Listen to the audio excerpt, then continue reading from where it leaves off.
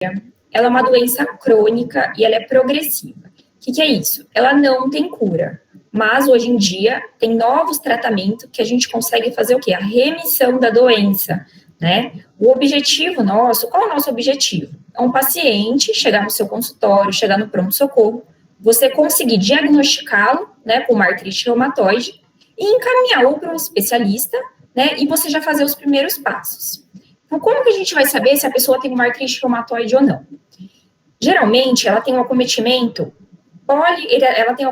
poliartralgia. O que é isso? Uma poliartrite. Ela acomete geralmente mais que 4 articulações. Já é diferente dos outros tipos de artrite, tá? Então, quando a gente fala de gota, a gente tem um acometimento monoarticular. A artrite reumatoide, não. A gente tem uma poliartrite. Geralmente, acometimento de mais de 4 articulações. E qual é a maneira que acomete as articulações? Simétrico. O que é simétrico? Acometer um punho, progressivamente já vai acometer o outro. Então, é uma poliartrite simétrica, diferente da osteoartrite, diferente da gota. Então, isso já é importante a gente saber para a gente identificar o paciente. O acometimento pode acometer qualquer articulação, mas é principalmente em mãos, nos punhos, e está associado à rigidez matinal. Então, vai falar assim, o paciente vai chegar e falar, doutora, sabe o que acontece? Eu acordo pela manhã, eu fico duro, mais ou menos, não consigo dobrar as mãos, fico duro os joelhos, e dura mais ou menos 1 hora. Então, a rigidez matinal da artrite reumatoide é uma rigidez mais de 60 minutos, diferente das outras doenças, e da osteoartrite que a gente vai falar na próxima aula, que é uma rigidez menor que 30 minutos da osteoartrite, e da artrite reumatoide é maior de 60 minutos.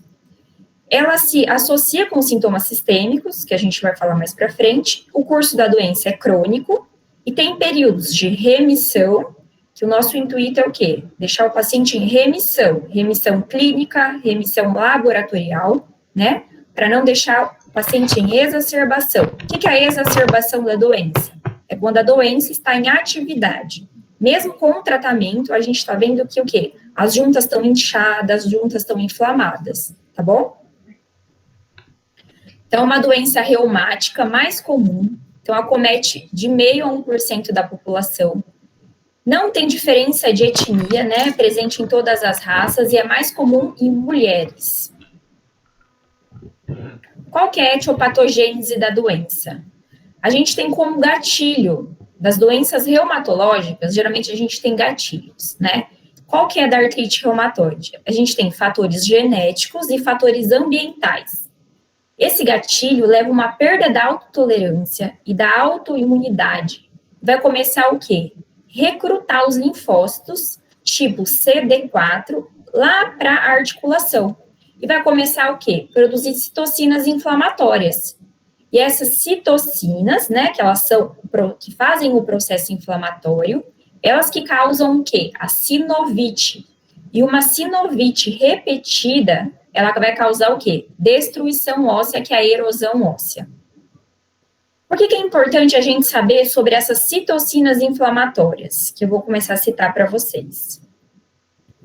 As citocinas são as interleucinas. E essas interleucinas são as que fazem o processo inflamatório lá na articulação, certo? E quais são os tipos e as principais? Eu vou citar algumas para vocês. É a interleucina 1, a interleucina 6, o TNF-alfa, que é o fator de necrose tumoral, e a interleucina 17. Porque você vai falar, nossa, professora, mas por que eu tenho que saber isso? Porque hoje a gente sabe que o tratamento da artrite reumatoide, qual é o objetivo dele? É a gente bloquear essas interleucinas. Falar, poxa, o meu paciente, ele tá com uma artrite, certo? Vou examinar, tá, vou instituir um tratamento. E vocês vão ver mais para frente que o principal tratamento é o quê? A gente bloquear essas interleucinas. Ou a gente bloqueia interleucina 1, ou interleucina 6, ou TNF, ou interleucina 17. Hoje em dia, a gente já tem mais bloqueios de outros tipos de interleucina, mas valem vocês saberem essas que são as principais. Gente, tá tudo bem? Sim, sim. Estão entendendo? Estou indo rápido, vai me interrompendo, tá? Então, vamos lá. Agora a gente vai ver as manifestações clínicas. Então, vamos lá. O paciente chegou no pronto-socorro. O que a gente tem que avaliar? A artrite reumatoide, como eu falei para vocês, ela não é uma doença apenas articular. Ela é uma doença inflamatória, que quem são as principais interleucinas que eu acabei de citar. Só que, além de ter manifestações articulares, como é uma doença sistêmica, ela tem o quê? Manifestações constitucionais, as articulares e as extra-articulares, que eu vou citar para vocês.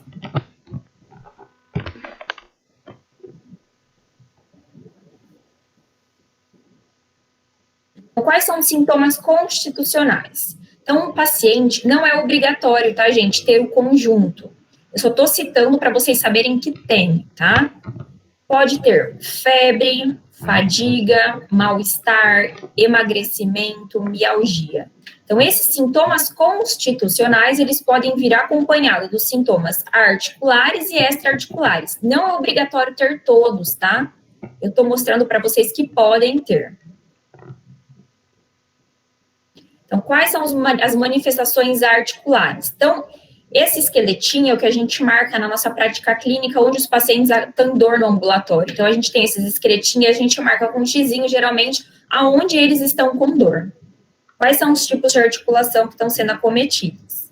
Então, as manifestações articulares, que é o que mais chama atenção para a gente, porque é o que vai fazer o quê? É o que vai levar a gente a pensar, nossa, esse paciente pode ter uma doença reumatológica. Existem manifestações articulares que são reversíveis, né? Hoje em dia, a gente sabe que tem um tratamento muito bom para artrite reumatoide. Só que tem muito paciente que não foi tratado, né, no passado, que vem com a gente com sequelas. Só que hoje é diferente. Nós, hoje, reumatologistas novos, a gente veio fazer o diagnóstico do paciente, o paciente chega com aquelas deformidades importantes. Porque hoje a gente tem o quê? A gente tem os imunobiológicos, que eu vou falar para vocês mais para frente, que são os que bloqueiam as interleucinas para evitar essas manifestações que eu vou falar para vocês. Então, qual é o principal objetivo? É a gente levar o paciente a uma remissão clínica, a uma remissão laboratorial precocemente, tá? Então, a gente tem que fazer um diagnóstico concreto, um diagnóstico precoce. Por quê? Porque na artrite reumatoide, tempo quer dizer erosão. Quanto mais tempo o paciente passa com sinovite, mais erosões ele vai ter. Então, a gente tem que fazer o quê? A gente tem que bloquear essa sinovite. Então, eu quero que vocês se lembrem, sempre que a gente falar de artrite reumatoide, lembrar da palavra sinovite. Porque a artrite, a gente tem uma inflamação na sinóvia, e isso diferencia muito das outras patologias articulares, tá? Então, as manifestações que são reversíveis é uma sinovite inflamatória. Poxa, aquele paciente que chegou, que está com uma artrite na metacarpo direita, na metacarpo esquerda, na interfalangiana proximal direita, na esquerda. Estou vendo que está com uma artrite no punho. Poxa, tem que tratar já. Não vou ficar esperando para tratar. Por quê? Quanto mais eu espero, mais sinovite vai ter. Então, essas sinovites reversíveis, elas são uma sinovite inflamatória. É nesse tempo que a gente tem que atuar. Só que existe também algumas manifestações que são irreversíveis, que são aqueles pacientes que chegam com aquelas deformidades para nós. E por que que chegou com essas deformidades? Porque a gente está tendo uma sinovite persistente. Poxa, a junta está avisando, estou fazendo inflamação, e não está tendo nenhum tratamento. Então, o que vai acontecer? Uma sinovite persistente. Isso gera o quê? Um quadro irreversível. Quando a gente tem uma sinovite persistente, isso leva a uma destruição óssea e da cartilagem, né? Começa a ter alterações tanto de músculo, quanto de tendão e ligamento também. Então, a gente acaba tendo o quê? Um comprometimento de todo o complexo, da sinóvia, do osso, da cartilagem, do músculo, do tendão e dos ligamentos. Então, quando a gente já pensa e para, nossa, já tem sequela da doença. Então, vamos lá. A sinovite, que é muito importante vocês saberem isso, porque essa sinovite é o que vai fazer diagnósticos diferenciais com outras patologias reumatológicas. Então, a sinovite, ela pode acometer qualquer articulação sinovial, certo? Então, pode acometer ombro, pode acometer cotovelo, pode acometer quadril, joelho, mas principalmente essa sinovite, ela acomete quem? Então, preste sempre atenção. Punhos, metacarpofalangianas e as interfalangianas proximais. É o que são mais frequentes. Então, quero que vocês gravem isso. Por quê? O acometimento de metacarpofalangiana e o acometimento de interfalangianas proximais chama muita atenção para aquele paciente para artrite reumatoide. A artrite interfalangiana distal vai chamar mais atenção para quem? Para osteoartrite. Então, por isso que é importante a gente observar e examinar o paciente. A gente vai examinar junta por junta no paciente, a gente vai palpar. Nossa, tá com edema, tá vermelho, tá quente, então o que que é? Uma artrite. Então, principalmente simétrica, que eu falei para vocês, uma artrite simétrica, ela é poliarticular, mais de 4 articulações são acometidas. E ela é uma artrite aditiva. O que que é aditiva? É adição. Ó, na gota, por exemplo, a gente tem uma artrite que a gente fala que ela é migratória. O que que é isso? O paciente tem aquela artrite gotosa lá no tornozelo. Tratou, parou. Só que aí vai aparecer novamente essa artrite. Só que não vai aparecer no tornozelo de novo. Vai aparecer aonde? No joelho. Então, é o quê? Ela migrou. Ela começou no tornozelo, ficou bem e passou para onde? Para o joelho.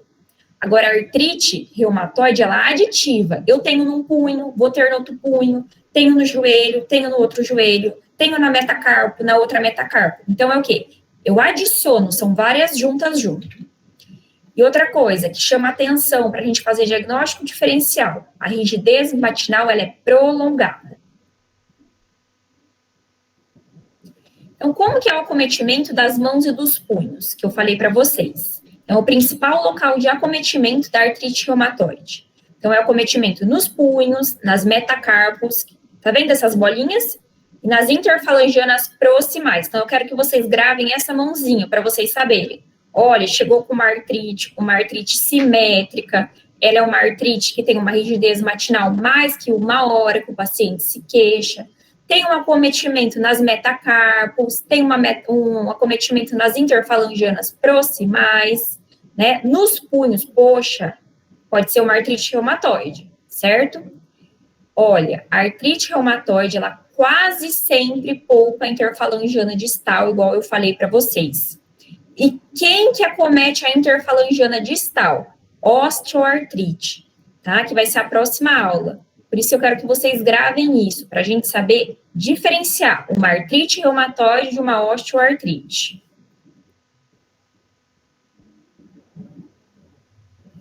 Quais são as alterações mais características de uma mão reumatoide? Então, eu vou citar para vocês e depois vou mostrar umas figuras. Então, a gente tem um dedo enfuso, que é aquele dedo bem edemaciado. A gente tem os pacientes que chegam com um desvio ulnar dos dedos. Esse desvio ulnar dos dedos, a gente vai ter uma alteração por uma subluxação. A mão, ela vai fazer o quê? Ela vai ter um desvio lateral dos dedos, tá? Tem os dedos em pescoço de cisne. Tem o dedo em casa de botão, que a gente fala, o botoniere. O polegar em Z, tá? E a gente tem uma atrofia da musculatura interóssea. Então, essa é a mão reumatoide. Mas esses estágios dessa doença, esses dedos, eles aparecem quando o paciente ele não teve cuidado, quando não teve aquele atendimento precoce, que nem eu falo para vocês, que é o que a gente tem que intervir.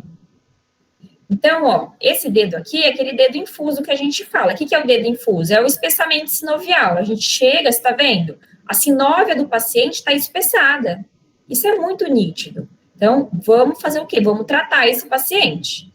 Só que para ele ter chegado nesse estágio, ele já teve muitas vezes a ativação da doença e não foi tratado, tá? Então, a gente tem que tratar para não deixar evoluir a doença, para um estágio que a gente fala irreversível. Essa outra figura, que nem vocês estão vendo, você está vendo? A gente tem primeira mão, você tá vendo essa mãozinha aqui de cima? É o desvio ulnar dos dedos, que eu falei para vocês. A gente tem o quê? Um desvio para a lateral do dedo, certo? A figura número A, a gente tem o dedo que a gente fala em pescoço de cisne. O que é aquele dedo em pescoço de cisne? A gente tem uma hiperextensão da interfalangiana proximal e flexão da distal, você tá vendo? A distal dela fica flexionada. E ao contrário dela, a gente tem um dedo que é chamado botoeira, que a gente tem uma flexão da interfalangiana proximal e a extensão da interfalangiana distal.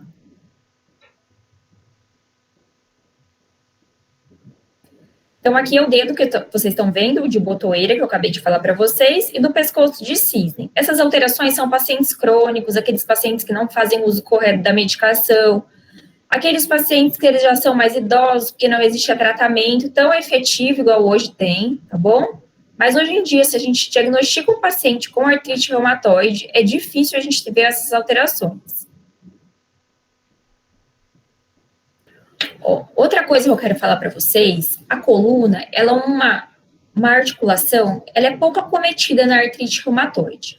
A coluna, ela é mais acometida em outros tipos de doenças reumatológicas, que são as espondiloartrites, que eu vou falar para vocês em outra aula, tá?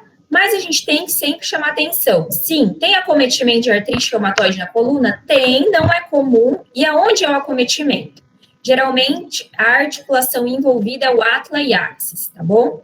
Pode acontecer uma subluxação ou uma luxação nessa articulação, só que são processos mais crônicos, em processos que eles já vêm assim caminhando, tá sem tratamento, aqueles pacientes que não aderem ao tratamento. Quais vão ser as queixas dos pacientes? Dores cervicais altas, rigidez do pescoço, sinais neurológicos, porque pode ter uma compressão radicular, né? Pode dar uma radiculopatia, né, por compressão medular. Isso chama atenção, o quê? Poxa, tá cometendo coluna, nossa, tá, então o quê? A doença tá em estágio muito grave. Tá em estágio o quê? Tá tendo comprometimento medular. Então, uma doença muito avançada.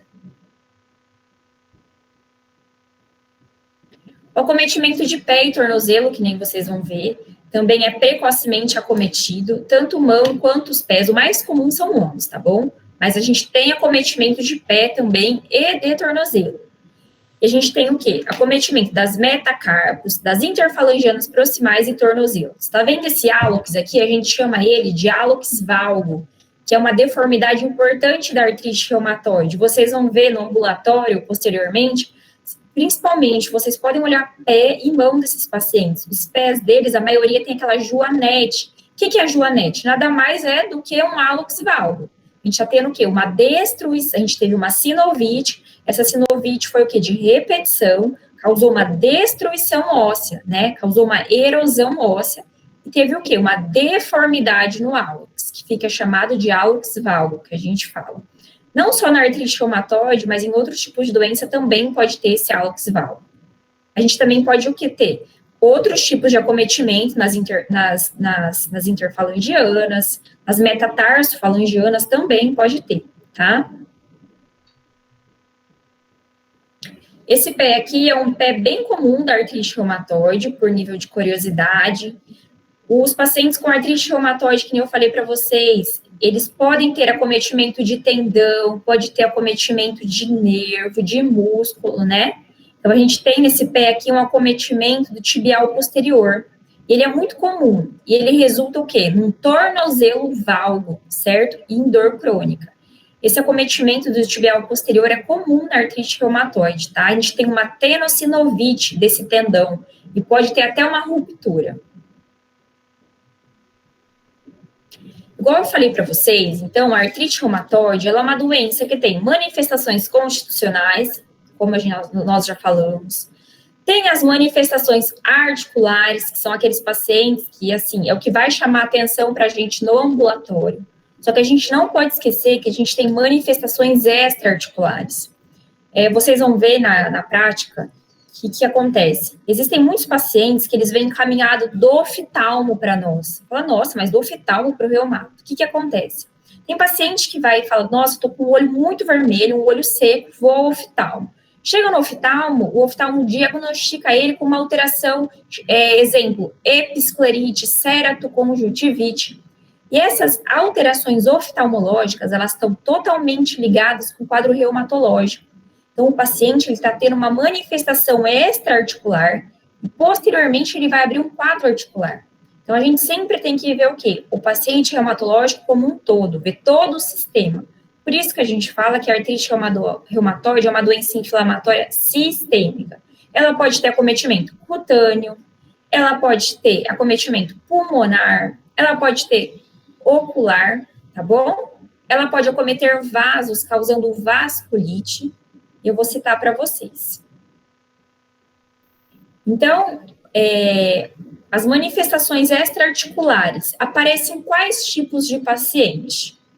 Nos pacientes que têm doença grave e poliarticular, nos pacientes que são de longa evolução e têm fator reumatoide positivo. Existem tipos, né? A gente tem artrite reumatoide, nem toda artrite reumatoide tem que ter laboratorialmente um fator reumatoide positivo. Mais para frente eu vou explicar para vocês. Pode ter um fator reumatoide negativo, certo? Nem por isso deixa de ser artrite reumatoide. Esse quadro é só a nível de curiosidade para vocês, as manifestações clínicas mais comuns da vasculite, quando a gente tem acometimento de vaso na artrite reumatoide. Então, a gente tem vaso em todos os lugares. Então, se o vaso acometer pele, pode causar uma lesão isquêmica, no sistema nervoso, convulsão, nos rins, pode causar glomerulonefrite, e assim por diante. Isso é um quadrinho a nível de curiosidade. Então, quais são as manifestações cutâneas mais comuns na artrite reumatoide? Acometimento da pele, são os nódulos reumatoides. Esses nódulos estão presentes em cerca de 30% dos pacientes que são diagnosticados com artrite reumatoide. 95% dos pacientes que, por exemplo, nódulos reumatoides, eles cursam com fator reumatoide positivo, são nodulações subcutâneas. O tamanho, ele é variado, tá, gente? Tem nódulos que são enormes, tem nódulos que são pequenos. E eles geralmente aparecem nas zonas de atrito, tá? Onde a gente tem artrito das juntas. E tem relação com a atividade da doença. Poxa, tô tendo nódulo reumatoide, olha, a artrite pode estar em atividade, então. Então, a gente sempre tem que chamar atenção para isso. Então, esse tipo de manifestação cutânea que eu tô mostrando aqui para vocês é um tipo de vasculite. Essa vasculite pode chegar o quê? Até amputação de dedo, tá bom? As manifestações oculares que eu falei para vocês, a mais comum que a gente tem que cursa com artrite reumatoide é a ceratoconjuntivite seca, que é o olho seco. A gente tem a episclerite também, que é esse olho bem vermelho, a esclerite e a escleromalácia. Mas a ceratoconjuntivite seca é a mais comum da artrite reumatoide.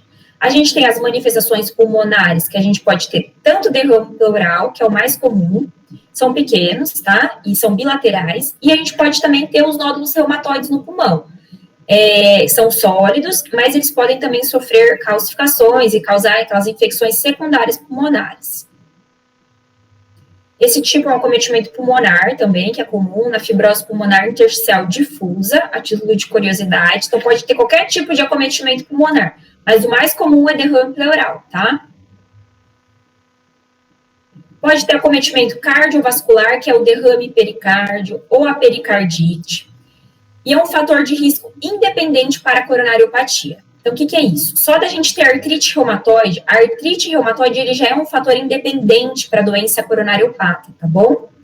E pacientes com artrite reumatoide têm 2 a 3 vezes chance a mais de ter infarto agudo do miocárdio. Por isso que a gente fala que é um fator de risco independente. A gente pode ter manifestações hematológicas, que o que chama mais atenção é uma anemia de doença crônica, que é qual tipo de anemia? É normo-normo. E é muito comum quando o paciente está com atividade da doença reumatológica, artrite reumatoide, a gente vai pedir um hemograma, o que a gente vai ver? Alteração no HB, no HT, e a gente vai ver o quê? Provavelmente uma anemia de doença crônica. Como que é a anemia de doença crônica? Uma anemia normo-normo, né? Então, foi o que eu falei, tá relacionado com o grau de atividade. Além disso, a gente pode ter o quê? Uma trombocitose. O que tem qual é o achado de trombocitose? Por que tem trombocitose? Porque é uma doença crônica, uma doença inflamatória crônica. Então, sempre que vocês pensarem em doença inflamatória crônica, a gente tem que pensar num acometimento hematológico, uma anemia normo-normo e uma trombocitose. A gente tem uma tríade que é muito rara, tá bom? Não é comum no nosso dia a dia, que são aqueles pacientes que eles têm artrite reumatoide, junto com a artrite, eles vêm acompanhados de uma leucopenia, uma queda de leucócitos, à custa de neutropenia. E tem uma esplenomegalia. Essa síndrome é chamada síndrome de Feld, que cruza o quê? Cruza essas três características: artrite reumatoide, leucopenia e esplenomegalia. Não é comum, tá bom? Mas existe. Então é bom vocês saberem. Então vamos lá. Então a gente já falou como que a gente vai identificar um paciente e quais são os exames laboratoriais que eu devo pedir para esse paciente que eu estou suspeitando de uma doença, de uma artrite reumatoide. Então a gente tem que pensar em hemograma. O que eu vou ver no hemograma? Alterações hematológicas que eu acabei de falar para vocês. Uma anemia. Qual tipo? Uma anemia de doença crônica. Normo. Trombocitose, certo? É uma doença inflamatória. Então, vai ter o quê? Vai ter aumento de plaqueta, né? Então, vai ter uma trombocitose. Qual é o outro exame muito importante para a gente? É o VHS, que é a velocidade de hemossedimentação. E o PCR, que é a proteína C reativa. Eles cursam muito com a atividade da doença. Então, é importante, todas as vezes que a gente está suspeitando de uma artrite reumatoide, a gente pedir provas inflamatórias. E os autoanticorpos, que é o fator reumatoide e o anti-CCP, que eu vou explicar para vocês, que é um anticorpo da artrite reumatoide. Nem fator reumatoide, nem anti-CCP, que é o anticitrulina, eles não são específicos, tá bom? Eles possuem sensibilidade, mas eles não são específicos para artrite reumatoide. Então, o fator reumatoide é presente em 70% a 90% dos pacientes que têm artrite reumatoide. Ele tem uma sensibilidade de 65% a 73%, mas não é específico. Então, o que é isso? Eu posso ter artrite reumatoide, posso fechar o diagnóstico de paciente com artrite reumatoide que não tem fator reumatoide positivo, que tem ele negativo, tá? Então, o fator reumatoide não é obrigatório para fecharmos o diagnóstico de artrite reumatoide. Ele é o quê? Ele é sensível, tá bom? Então, o exame negativo não afasta uma artrite reumatoide. Mesma coisa, eu vou falar para vocês que a gente tem essa especificidade do fator reumatoide é 80%. O anti-CCP, ele é um anticorpo contra peptídeo citrulinado cíclico. Então, o que acontece? Ele é um anticorpo anti-CCP. A gente chama ele de anti-CCP. Ele tem maior especificidade do que o fator reumatoide. Então, às vezes, a gente tem dúvida, a gente pediu um fator reumatoide, tenho dúvida se o paciente tem ou não artrite, vou pedir um anti-CCP. Ele não é específico, mas ele tem uma maior especificidade do que o fator reumatoide. Então, anti-CCP são mais específicos e são igualmente sensíveis, têm a mesma sensibilidade para o diagnóstico de artrite reumatoide que o fator reumatoide. Então, essa imagem é uma imagem de um raio-x de mão que a gente está vendo. O que a gente está vendo? A gente está vendo uma subluxação das metacarpofalangianas, que é aquele desvio ulnar dos dedos, né? Então, o raio-x ele é muito importante para a gente no diagnóstico da artrite reumatoide, tá? Então, os achados da imagem da R, a gente depende muito da artrite reumatoide. Às vezes, em estágio que a gente fala no início, não contribui muito o raio-x, eu vou mostrar para vocês. Então, depende do estágio evolutivo da doença e a sensibilidade individual do método, porque cada médico enxerga de uma forma o raio-x. Então, é operador dependente, cada um enxerga de uma forma. Então, a progressão da artrite reumatoide. Então, a gente tem a artrite inicial, a gente tem a artrite intermédia e a tardia. Então, o que a gente vê? Que é a duração da doença. Então, o que a gente tem que sempre manter? Uma taxa de inflamação baixa. Se a gente tem uma progressão radiográfica, o que está acontecendo? Está tendo sinovite, está tendo destruição articular, isso vai levar ao quê? Incapacidade do indivíduo. Por isso que a gente fala, tanto bate, que precisa fazer um tratamento precoce. Então, quais são os achados radiográficos inicialmente no raio-x aqui que a gente vê de mão? A gente vê um edema de partes moles e a gente vê uma osteopenia periarticular. Nada além disso. A gente não está vendo nenhum tipo de destruição óssea, nenhum tipo de erosão. A gente também não está vendo nenhum tipo de uma diminuição do espaço articular, não. A gente vê o quê? Um edema de parte mole e uma osteopenia periarticular. Ponto. Progressivamente, quando a gente tem uma doença avançada que não foi tratada, o que a gente está vendo? Um cisto, não sei se vocês estão conseguindo enxergar, esse cistinho aqui, ó, bem no carpo, são cistos que a gente fala. E junto, a gente tem erosões periféricas. O que é essas erosões? É esses comidinhos aqui, não sei se vocês estão vendo. Essas erosões, que parecem uma mordidinha que a gente fala. Isso são erosões periféricas, isso são estágios bem evolutivos da doença, que não foi tratado, que são aquelas doenças, aquelas artrite reumatoide que sempre entram em atividade, tá? Hoje em dia, a gente não pode deixar chegar nesse nível, que leva muita incapacidade do paciente, né? E a gente tem o quê? Passou de osteopenia, que era o estágio inicial da doença, veio o quê? O momento de osteoporose periarticular. Tardiamente, a gente já vê um desvio dos dedos, né? Uma alteração do alinhamento articular, e a gente já vê essas deformidades, são deformidades grosseiras. Como a gente classifica, então? Nossa, doutora, como que eu vou saber, então, se o paciente tem ou não artrite reumatoide? Eu tô com dúvida para saber se ele tem ou não. O que eu vou fazer? Então, tudo na reumato, a gente usa critérios. E os critérios que a gente usa para classificar a artrite reumatoide é o critério ACR-EULAR, que é do Colégio Americano e do Europeu, de 2010. São esses critérios que a gente usa, tá bom? Então, isso é por pontuação. Quem vai ter artrite reumatoide? Aqueles pacientes que pontuam mais de 6 pontos. Então, o que a gente tem que avaliar? Acometimento articular, tá? Então, aí vocês vão ver depois. Então, acometimento articular. Sorológico, que é ou fator reumatoide, ou CCP, ou ambos, né? E a duração da sinovite, por isso que eu falei para vocês. Vocês têm que ver a duração. Doença reumatológica é um quadro arrastado. Então, é o quê? Mais de 6 semanas, menos de 6 semanas. E PCR e VHS, que são os reagentes de fase aguda. Então, a gente tem que pontuar mais de 6 pontos para ser classificado como artrite reumatoide. Quando eu falo para vocês que o fator reumatoide, ele não precisa ser positivo para a gente classificar a doença, por exemplo, se a gente pegar um paciente que tem 10 articulações acometidas e que tem um PCR bem anormal, o que a gente vai ver? A gente vai pontuar 5 pontos das 10 articulações que estão sendo acometidas e a gente vai pontuar 1 ponto do PCR anormal. Olha, então fechou o critério, tá? Então já fechou o critério para o diagnóstico de artrite reumatoide. Por isso que a gente fala que o fator reumatoide ele não é específico, tá bom? Então depois vocês dão uma olhada nessa tabela, que é para a gente saber o quê? A pontuar uma artrite reumatoide, que são os critérios classificatórios. E mais de 6 a gente possui um diagnóstico de artrite reumatoide, né? Certo? A gente tem que saber para a prova isso, professora? Esse quadro? Isso. Ó, o que eu quero que vocês saibam? Eu quero que vocês saibam assim, por exemplo, eu vou dar uma dica para vocês. Vocês não precisam, por exemplo, decorar. Ó, paciente não tem fator reumatoide. Se ele não tem fator reumatoide positivo, o que eu tenho que saber? Eu tenho que saber há quanto tempo está sendo acometida a junta dele. Então, o que não pontua? Então, eu quero dar uma dica para vocês. Para o paciente, a gente pensar em artrite reumatoide, mais de 6 semanas. Então, tem que ter uma queixa. Doutora, eu estou com artrite há 6 semanas. Poxa, pode ser artrite, então.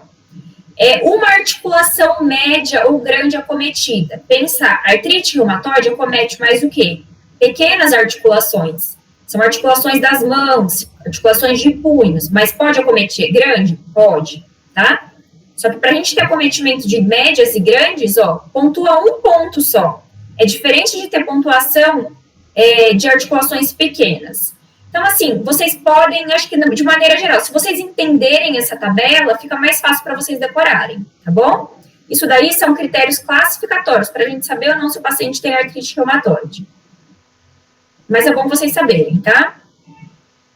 Então, por último, a gente vai falar do tratamento. Então, como a gente trata um paciente que tem diagnóstico de artrite reumatoide? Então, o paciente chegou, eu examinei ele, eu vi que o paciente tem um acometimento poliarticular, tem uma poliartrite. Ele falou para mim que a rigidez matinal dele é maior que 1 hora. Essa doença dele está mais de 6 semanas. O acometimento dele mais é o quê? É um acometimento de metacarpo, um acometimento de punho, é um acometimento de interfalangiana proximal. Olha, tem um VHS, um PCR um pouquinho aumentado, tem um fator reumatoide positivo. Não, eu acho que é artrite, então. Então, a gente fechou o diagnóstico, tem uma artrite reumatoide. Qual é o tratamento? Como que eu vou tratar esse paciente? Então, o que vocês devem saber?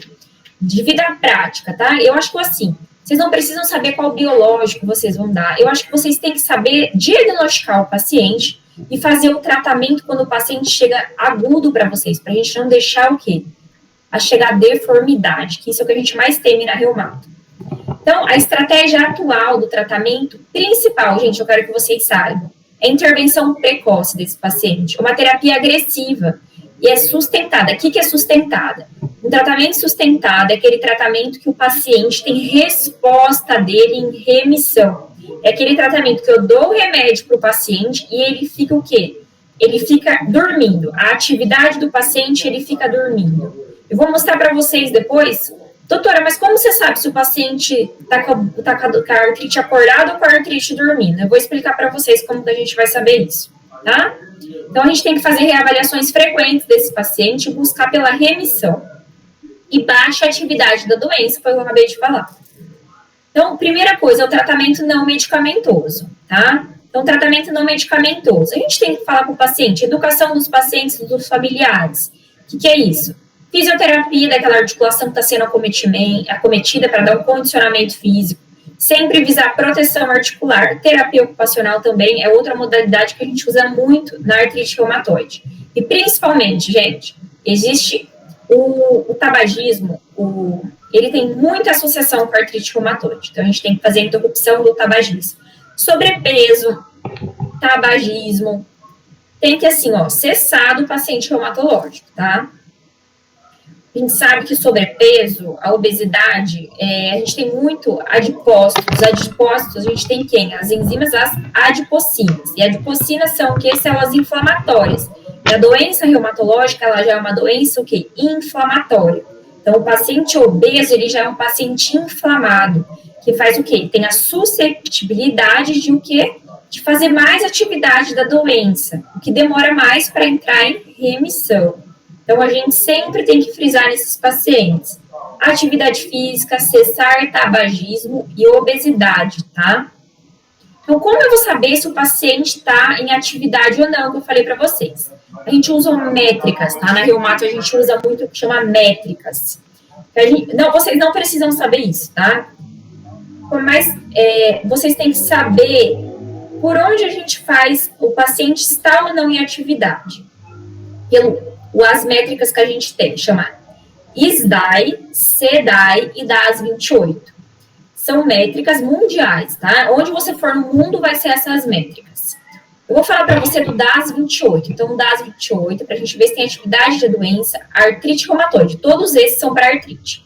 Então, a gente vai contar quantas articulações dolorosas o paciente tem, quantas articulações edemaciadas, qual o valor do PCR ou VHS, que o paciente vai trazer o exame, você vai anotar, e o EVA. O que é o EVA? É uma escala de visual analógica do paciente. O paciente vai dar uma nota para a dor dele.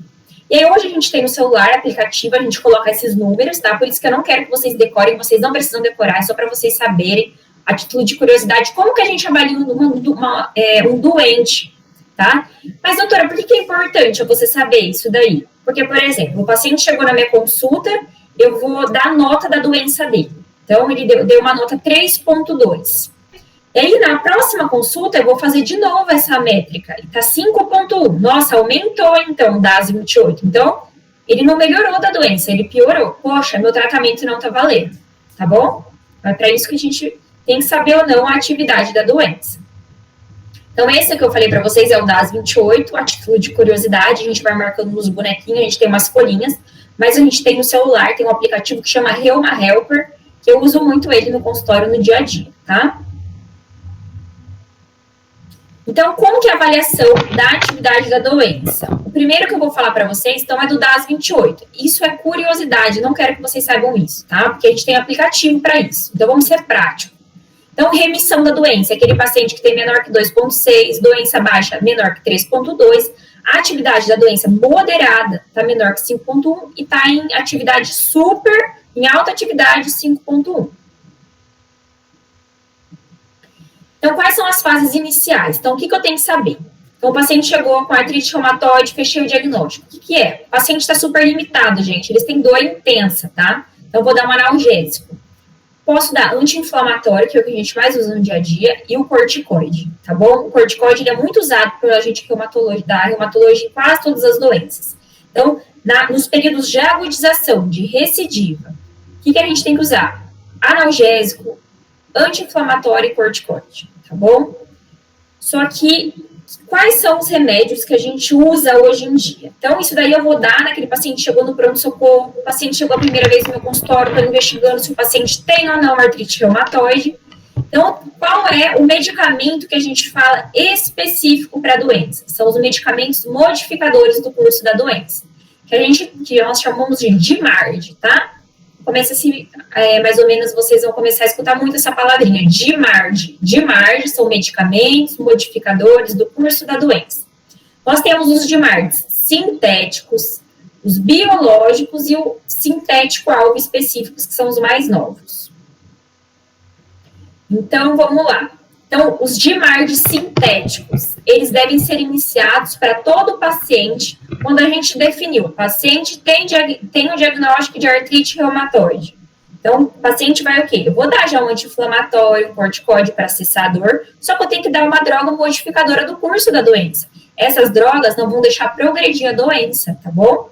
O que a gente mais usa hoje na artrite reumatoide padrão ouro é o metotrexato. Às vezes, os pacientes não respondem apenas com metotrexato. A gente pode associar outro DMARD. Qual? Ou leflunomida, ou sulfasalazina, ou a hidroxicloroquina, tá bom? Então, os DMARDs, a gente pode fazer em monoterapia, que são aqueles são aqueles que a gente usa só um DMARD, que é, por exemplo, o primeiro que a gente escolhe é o metotrexato. Só que eu estou avaliando o paciente, ele não respondeu, eu posso associar com outro DMARD. Eu vou explicar para vocês um pouquinho mais para frente. Os outros DMARDs que eu falei para vocês são os DMARDs biológicos. Quem são os DMARDs biológicos? Lembra que eu falei para vocês, nossa, na artrite reumatoide a gente tem os linfócitos TCD4, eles liberam a interleucina que causam a inflamação, eles que causam a sinovite. Então, os DMARD biológicos, eles são remédios, eles são modernos, né, eles são novos, e eles atuam nas interleucinas, eles bloqueiam essas interleucinas, tá? Nós temos os anti-TNFs, que são adalimumab, certolizumab, etanercept, infliximab e golimumab, tá? Os anti-CD20, que são outros tipos de biológicos, que são rituximab. A gente tem outro tipo de biológico, que é bloqueador de coestimulação de linfócitos T, que é o abatacept, e o bloqueador de interleucina 6, que é o tocilizumab.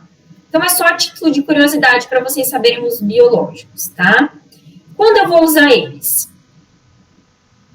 Então, os biológicos, eu quero explicar para vocês, eles são medicações, eles são uma medicação que não faz muito tempo que tem, a gente usa ou intravenoso ou subcutâneo, tá? Hoje em dia, quase todos os nossos pacientes com artrite reumatoide, a gente dá biológico para os pacientes.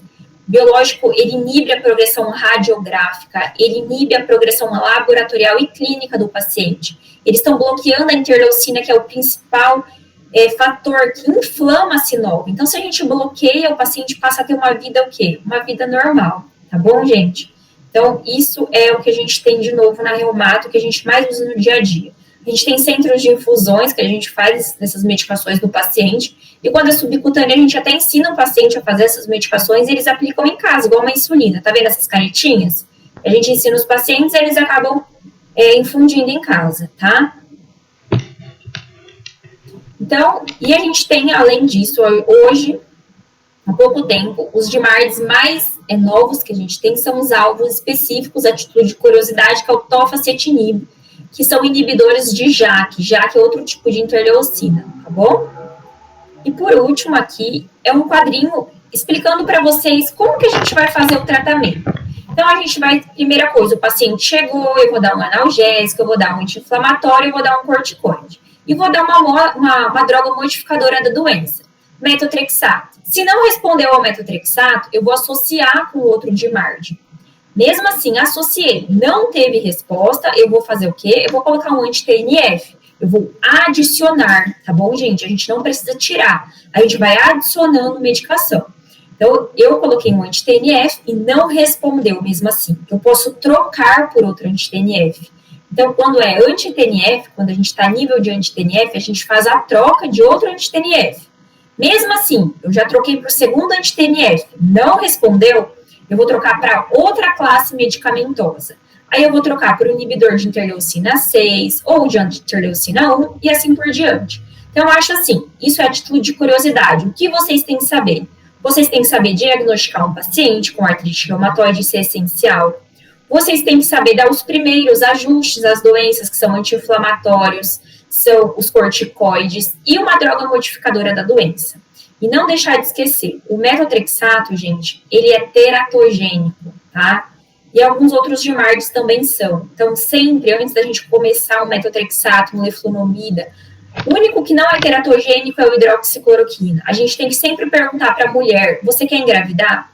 E até para o homem que está com sua parceira e tem desejo de engravidar, tá? Às vezes ele influencia muito na espermatogênese do homem também. Então, a gente tem que perguntar. Sempre tem que fazer aquela anamnese completa para saber o paciente, quais são os intuitos, quais são os objetivos, explicar a gravidade da doença para o paciente, tá bom?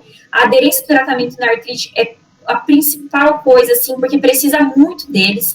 Os pacientes, eles têm que ter uma mudança de estilo de vida, têm que aderir ao tratamento, porque senão não tem resultado.